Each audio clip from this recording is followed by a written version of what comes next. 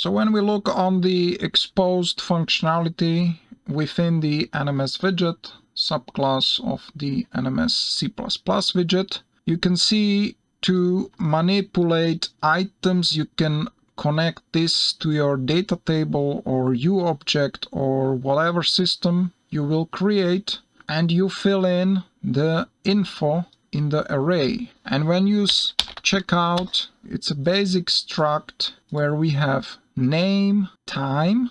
If you hover on it, it's gonna be construction time for the item in hours. This represents hours, how long it will take to manufacture. Spawn rotation and spawn location offset. You start with these default values, and I will show you how to adjust it. Then we have a soft class reference. This is the pickup class. This is the spawn actor class that was in here in the pickups. I created a BP pickup example that is the parent. The very simple thing, it's just a skeletal mesh with a box. When we trace through visibility channel, you most likely change it to your own interact channel, but basically when we hit this box, the interaction widget will pop up. That code is all within the character. There you will find the trace code. I will show it later, but for now all you need to know that here as an example we have hammer,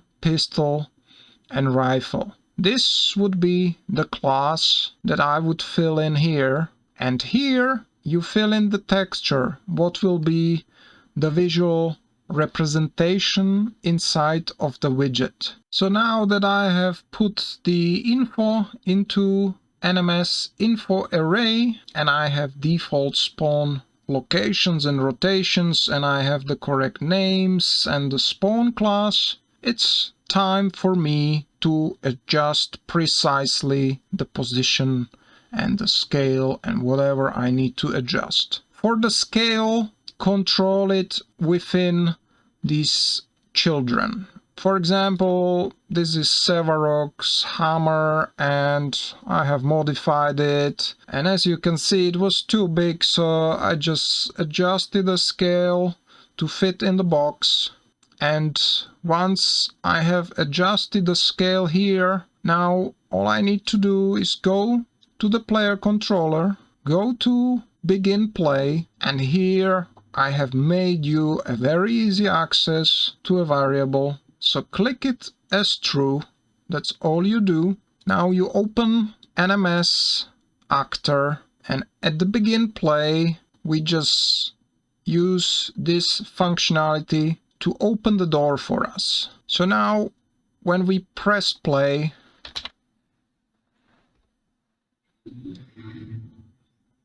the widget will pop up and we have by default spawned a hammer. But let's say I already have the hammer in a correct position and I want to work on a pistol or whatever new item name I have put in the array.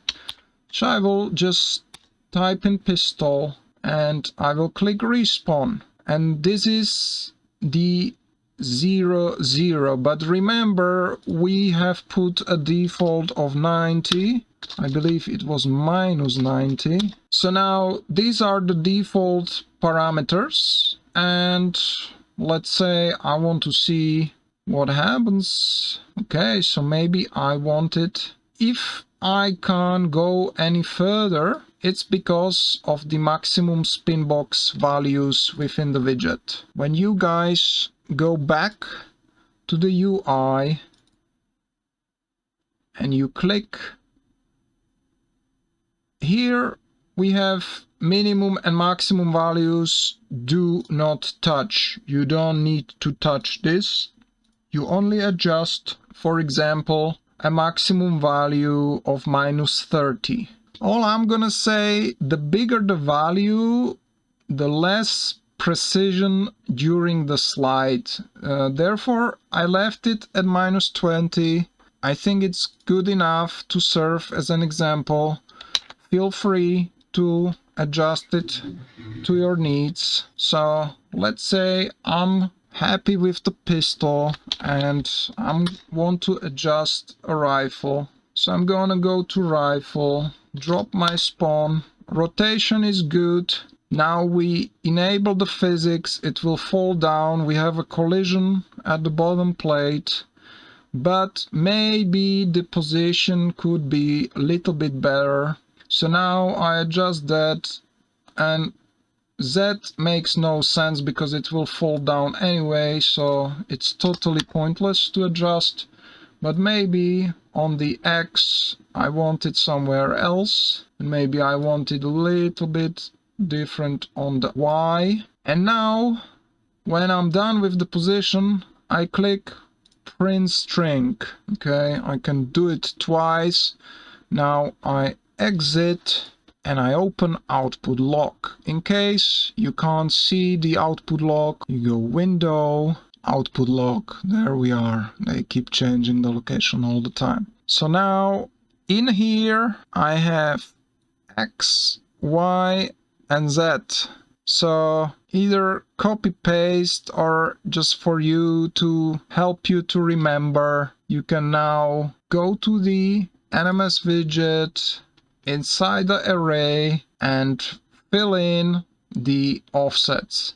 After a while, you will roughly know the numbers to not bother too much with it. But in case you need maximum precision, then I have given you a very simple and efficient tool. Just don't forget, once you are done with the positioning, turn it back off, and in here go to the power of state, compile save, just save all, and then we start it.